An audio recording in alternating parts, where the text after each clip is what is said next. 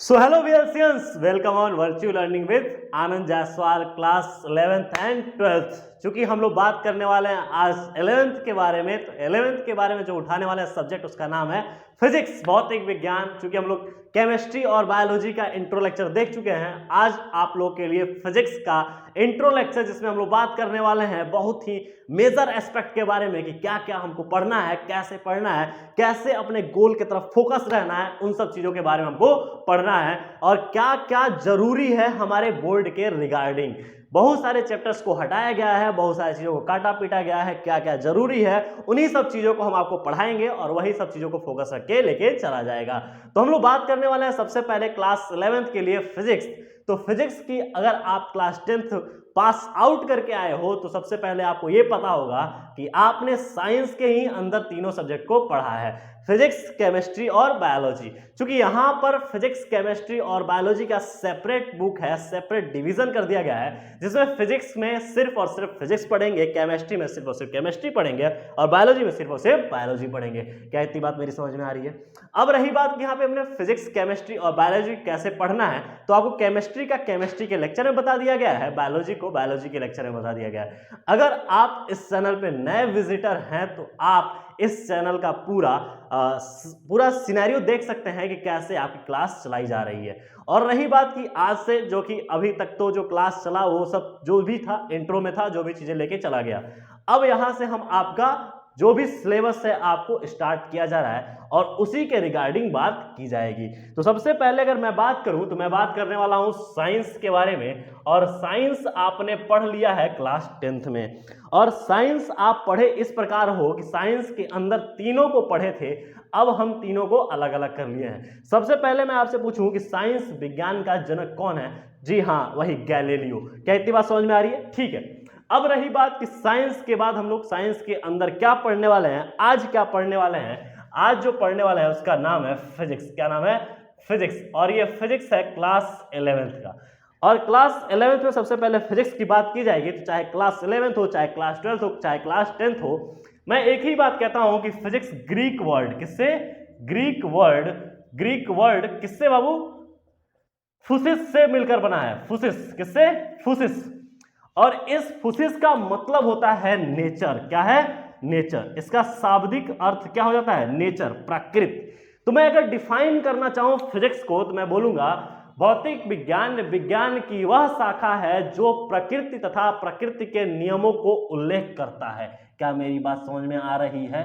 तो मैं अगर ये बोलूंगा कि भौतिक विज्ञान विज्ञान की वह शाखा है जिसके अंतर्गत हम लोग प्रकृति तथा प्रकृति के नियमों का अध्ययन करेंगे, इसका अध्ययन करना ही भौतिक विज्ञान कहलाता है। अगर मैं भौतिक विज्ञान की अगर और बातें करूं क्लास 11th के लेवल पे, तो मैं बोलूंगा कि भौतिक विज्ञान के आधुनिक जनक आइंस्टीन साहब है। कौन है?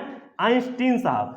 और आइंस्टीन साहब ने बताया था किसका? द्रव्यमान और ऊर्जा का रिलेशन दिया था, इसीलिए इन्हें आधुनिक भौतिक विज्ञान के जनक बोला जाता है। क्या मेरी बात समझ में आ रही है? कोई दिक्कत यहाँ पे नहीं है।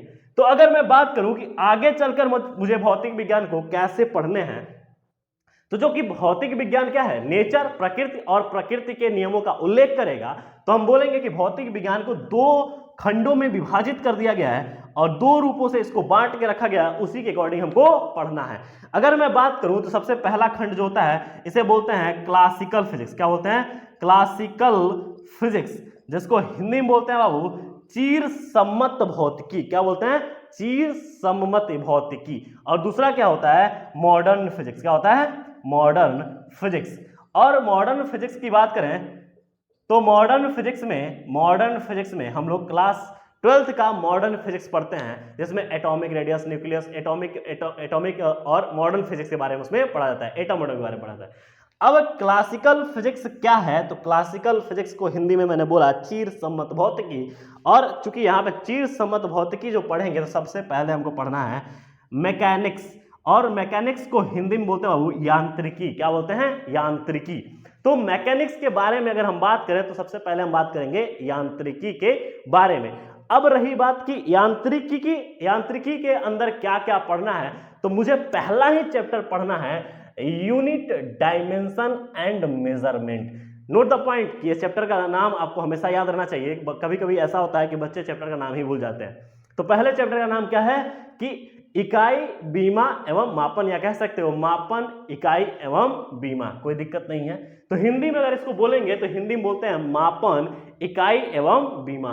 तो अगर मैं यहाँ पे चैप्टर का नाम लिखूं तो चैप्टर 1 में स्टार्ट करने वाला हूं, और स्टार्ट करने के साथ साथ मैं उस पर डिस्कस करने वाला हूं कि क्या क्या उसमें बात करनी है। तो मैं सबसे पहले अगर चैप्टर का नाम यहाँ डालू बाबू, तो देखिए मैं डाल रहा हूं मापन,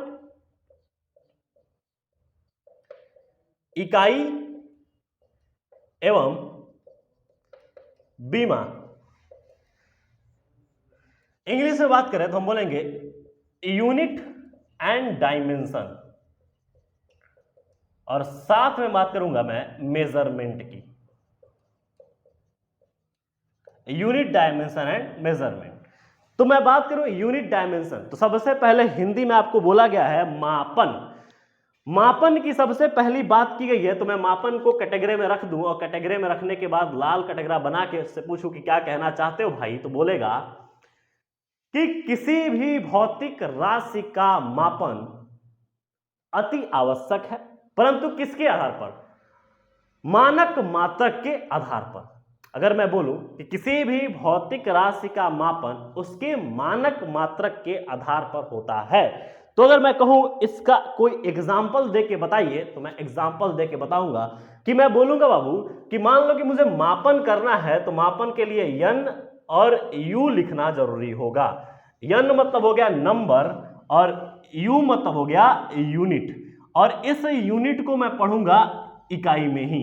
तो मैं नंबर की बात करूं, जैसे मान लो कि मैं अगर कहूं कि मैं 2 घंटे पढ़ने वाला हूं, मैं 2 घंटे पढ़ने वाला हूं, या मैं कह दूं कि आप 4 घंटे पढ़ने वाले हो, तो 4 घंटे के लिए मैं आपसे बोल दूं कि 4 घंटे आप पढ़ने वाले हो, तो 4 घंटे में 4 क्या हो गया? नंबर, और घंटा क्या हो गया? यूनिट, क्या हो गया? उसकी इकाई। परंतु यहां पे क्या किया जा रहा है कि किसकी भौतिक राशि, कौन सी भौतिक राशि? समय।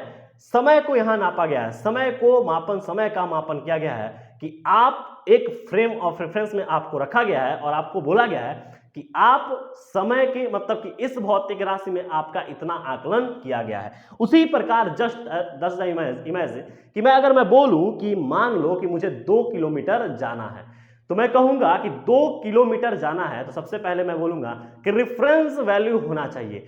मैं 2 किलोमीटर जाऊंगा तो क्या नाप रहा हूं? मैं दूरी माप रहा हूं कि नहीं माप रहा हूं? और दूरी 2 क्या हो गया? नंबर, और उसमें यूनिट क्या है? किलोमीटर। मतलब कि उसके मल्टीप्लाई में वो नंबर है, कि जितना भी मैं जा रहा हूं उसके मल्टीप्लाई में वो नंबर है, इतना दूर मैं चल रहा हूं। अब किलोमीटर की वैल्यू क्या होती है? या आप बोलोगे किलोमीटर क्या है सर, तो मैं किलोमीटर का वैल्यू उससे मल्टीप्लाई कर दूंगा तो मैं उतना दूर चला हूं। तो ये मापन हो गया। अब इसी प्रकार मापन, जैसे मान लो आप दर्जी के यहां गए, और वही दर्जी ने आपका कमर, आपकी बॉडी का मापन किया, मेजरमेंट किया, बोला 2 सेंटीमीटर, 10 सेंटीमीटर, 32 सेंटीमीटर, 34, 36 सब बोला। तो 32, 34, 36 क्या है? मीटर, सेंटीमीटर कुछ तो होगा, इंचेस होंगे, कुछ तो होंगे, उसी का मल्टीप्लाई है वो, और यही मेजरमेंट कहलाता है। कि किसी भी भौतिक राशि का उसके मानक मात्रक के साथ उसका मापना ही मापन कहलाता है। क्या मेरी बात समझ में आ रही है? डेफिनेशन आपको याद हो जाएगा, लिखने की कोई जरूरत नहीं, मैं लिख नहीं रहा हूं, लेकिन हाँ आपको जब ये चैप्टर का मैं पूरा कल मतलब कि नेक्स्ट लेक्चर में जब अच्छे से एक एक विस्तृत रूप में लेके चलूंगा, तो आपको पूरा डेफिनेशन लिख के बताऊंगा, परंतु आपको दिमाग में कुछ बातें रख लेनी है। अब यहां से मैं बात करने वाला हूं इकाई। इकाई क्या होती है, यूनिट क्या है, तो मैं बात करूंगा इकाई 3 प्रकार की यहां से बात निकल के आएगी, परंतु आपके दिमाग में 2-3 बातें ध्यान रखनी है कि इकाई, सबसे पहले हम बोलेंगे कि इकाई को 3 खंडों में विभाजित कर दिया गया है। पहला मूल इकाई, जैसे भौतिक राशियां 3 होती हैं, मूल राशियां, फिर क्या होती है? व्युत्पन्न राशियां, और तीसरी क्या होती है? पूरक राशियां। उसी प्रकार यहां पे मूल मात्रक और व्युत्पन्न मात्रक, ध्यान रखिएगा। मूल मात्रक जो होती है वो किसी पे डिपेंड नहीं होती है, स्वतः फ्री होती है, जबकि व्युत्पन्न जो मात्रक होते हैं वो क्या होते हैं? मूल मात्रक द्वारा ही बनाए जाते हैं। क्या दिक्कत है कोई इसमें? नहीं है। तो अगर मैं बात करूं, आपसे कह दूं कि बेटा आपने पढ़ा होगा बल, और बल का मात्रक आपने पढ़ा होगा न्यूटन। क्या पढ़ा होगा? न्यूटन। परंतु ये तो न्यूटन ने दिया था तब ना, लेकिन m इंटू ए होता है, क्या होता है, द्रव्यमान गुणे त्वरण। द्रव्यमान को किसमें लिखेंगे, केजी में, और त्वरण को क्या लिखेंगे, किसमें, त्वरण क्या हो जाएगा, मीटर पर सेकंड का स्क्वायर। यही होता है ना, कोई दिक्कत है क्या, वेग परिवर्तन बटे समय होता है ना, तो वेग परिवर्तन बटे समय, तो वेग परिवर्तन को अगर हम बात करें तो उसमें हमने लिख दिया कि मीटर पर सेकंड स्क्वायर। कोई दिक्कत है क्या इसमें, नहीं है। तो अगर मैं यहां से बोलूं तो ये इसका मात्रक हो जाएगा, परंतु ये आपके लिए टफ हो गया। आप सबसे पहले चाल का ही मात्रक निकाल लो तो मैं जान जाऊं कि चाल का मात्रक कैसे निकलेगा, परंतु सबसे पहले इसके लिए आपको कुछ बातें याद रखनी पड़ेंगी। उसके लिए आपको इस लेक्चर को देखने के साथ साथ नेक्स्ट लेक्चर भी आपको देखना अति आवश्यक होगा, जो कि हम बात करने वाले हैं नेक्स्ट लेक्चर में कि चाल का मात्रक कैसे निकालेंगे, त्वरण का मात्रक कैसे निकालेंगे, कैसे मात्रक पे बात करेंगे, कैसे बीमा पे बात करेंगे। इन सबको मैं एक चुटकी में आपके लिए आसान करने वाला हूं, तो स्टे ट्यून। आपको पूरे लेक्चर जो भी जैसे चलेंगे सीरियल वाइज आपको देखते चलनी होंगी, आप जीरो से हीरो बनने वाले हो। So thank you wears.